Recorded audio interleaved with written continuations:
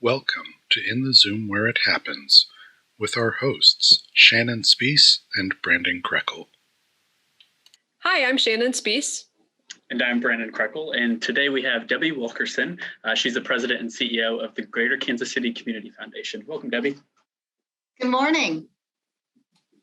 Well, we will just jump right in with the questions if you don't mind. And first of all, tell us a little bit about yourself and how you got involved with the Greater Kansas City Community Foundation. Well, I was early in my career, I was an estate planning, a tax attorney at Chicardi and Bacon. And so I had an opportunity there to see what could be done through the Community Foundation. I worked on some relatively smaller estates that were setting up funds at the Community Foundation to preserve a legacy, and was fascinated by what could be done at that space. But where I really came to understand the breadth of what could be done was I was the lowest level tax attorney working on the gift of the Royals to the Community Foundation. And that's something I always want to remind people. It's such an important part of this city's history and the legacy of Ewing Kauffman and the role that the Community Foundation was able to help him play in this community. He wanted very much for Kansas City to be a major league city, and he believed deeply that in order to be a major league city, it needed a proper Major League Baseball team. And so there were a lot of tax issues and complications in the estate side that I won't get into, but it was a fascinating place to be during an early time in my career, watching some of the best minds in this city and the Community Foundation come together to help Mr. Kauffman leave that legacy for Kansas City. And so as we win World Series today, we need to go back to that time and remember Mr. Kauffman and the legacy that he left us. But that was all through the Community Foundation. And so I decided I could either be a lawyer, and I loved my time being a lawyer at Chicardi and Bacon, fantastic people, fantastic work. But I thought, I want to do this all the time, every day. And so 23 years later, I have enjoyed every single day, never a dull day. We are amazed at what donors at every level are doing for this community. Well, that's extremely timely, and I think Shannon is thinking the same thing. We just awarded our Mr. K Award this morning. Yeah, we just came from that. I know this is going to air on a future date, but we just awarded it to Charlie Hustle. So very timely on that, and that award really embodies everything that Ewing Kauffman was all about. So nicely done. I don't know if you knew that, but like that was. I didn't, but that really is my story. I love that. Well, thank you for sharing that. So the Community Foundation, is well known nationally amongst one of the largest community or foundations in the country, but maybe some people in Kansas City might not know about it. Can you tell us the role that you play here, and then maybe what your mission is, I guess? Well, I think that it's important to go back to the very beginning. There are other community foundations. There are probably close to 800 community foundations all across the country. But I think Kansas City should be so proud of what we have here and the philanthropic strength we have right here in this community. We are the third largest community foundation in the entire country out of 800. And no matter how you measure us based on grants out the door or numbers of grants out the door, we rank in the top 1% of all community foundations across the country. And that really is a credit to the donors here. And that's a credit to the founders and in fact, Jan Kramer, our very first president, I still give her credit for the vision she had being our first president and setting the trajectory for us. And I believe deeply that we are continuing on the trajectory that she set. And that is with our board, with those founding members, that philanthropy shouldn't just be in the hands of very big foundations in our city. If you know the people leading those foundations, if you know the families that have set up those foundations, they are the kindest, warmest, most inclusive type of people, and they want philanthropy to be for all of us. And so what the Community Foundation does is we build that infrastructure so donors at every level can be philanthropists. They can be intentional in their giving and have resources and structure and tools that in many cities or in many areas, only the very wealthy get to enjoy. And so that's what we do. And then we started that over 40 years ago, and we continue that today. And Debbie, you mentioned the donors and the types of donors that you work with. Can you tell us a little bit about the role that you play in working with the businesses? Oh, we love that aspect of this work. So the way we see it is donors walk into us physically sometimes, and now remotely or by phone, and during pandemic times, we're looking forward to physically again. But they walk in and you never know what hat they want to wear. Now, sometimes it may be someone walking in and they want to be, thinking about philanthropy for themselves as an individual, maybe for them and their spouse, maybe for their family, maybe for their next generation.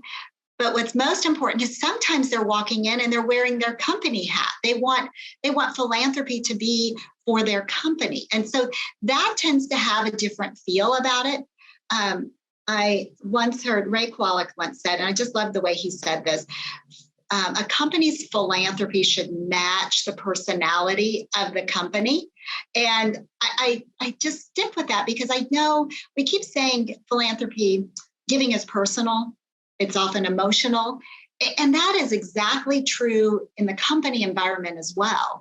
And so when you are trying to engage your employees or build trust among your clients or even just be a good steward, and that is personal to the company. So we have a whole team of people who do a lot of work around making sure the tools we employ for those companies help them match the personality of their giving with the personality of their company.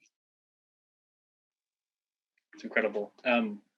Touched on the business side of things. Can you elaborate on, the individuals and then the families as well? Well, what we want everybody to know in this city is, and we get this sometimes, I'll have folks say, oh, I've just got a little fund. And I want them to say, there's no such thing as a little fund. I mean, every fund is important because that's the tool that you can decide, okay, this year, and it's such a magic moment when an individual looks at the end of the year, they're working with their accountant and they say, this is the year I could use a deduction. This is the year I have something I can set aside for philanthropy. This is the year I can plan for philanthropy. Now that may be, a $10,000 event, that may be a $100,000 event, that may be millions of dollars. And we see that at every different level. But we want people to feel that pride, that joy, that experience of feeling like I have more than I need this year. I can set it aside for philanthropy and do some really good with this. And then their tools start to go into play. You can grow that dollars so you can give more. You can grant at $25. You can grant at $25,000. I mean, there's all sorts of ways that you can then put that money into action for good. You mentioned, the businesses that are involved, how they engage their, employees. How have you guys been able to engage with your own employees internally throughout the last year that we had? It was a difficult year for a lot of companies and their culture and stuff. Can you tell us a little bit about that?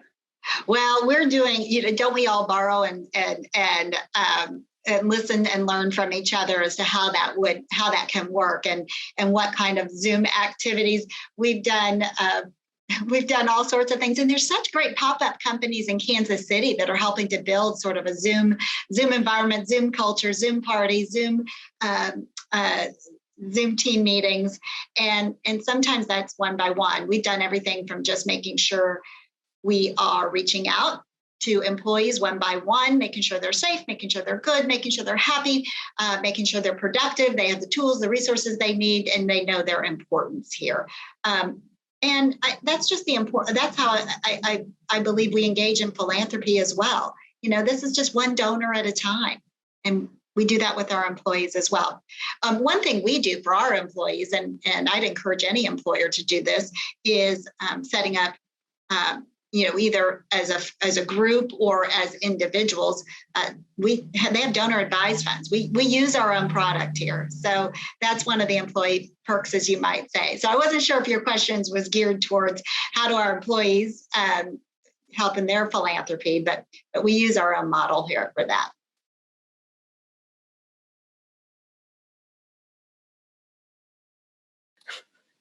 Sorry, I had a visitor, and I was trying to say, "Go away." But it's great. So you mentioned your employees, and much like the chamber, I think that some may not understand how much work you do with the size of staff that you have. So how big is your staff here in Kansas City? Are you laughing at the window washer behind? No, but I see him. That's fantastic. Do you want me to? Well, I can turn the video.